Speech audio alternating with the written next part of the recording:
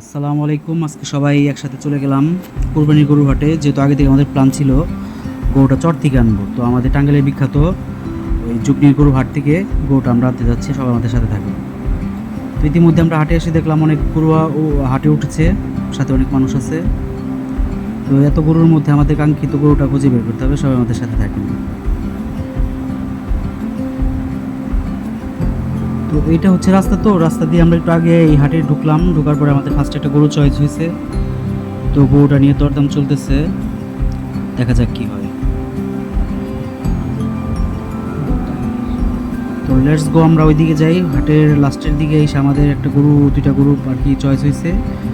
তো দেখা যাক কোনটা নেওয়া যায়। দুইটা গরু অবশ্য ফ্রিজিয়ান জাতের দেশি ক্রস। তো এটা আমাদের চয়েস হয়েছে, গরুটা আমরা নিয়ে নিলাম। আলহামদুলিল্লাহ, মাশাআল্লাহ। আপনারা সবাই দোয়া করবেন। এখন আমাদের সাথে থাকেন, আমরা গরুটা পিক আপে করে বাসার দিকে আর কি রওনা দিব। তো গরুটা পিক আপে ওঠানো হচ্ছে।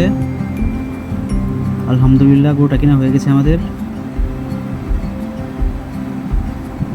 সবাই আমাদের জন্য দোয়া করবেন। আসসালামু আলাইকুম।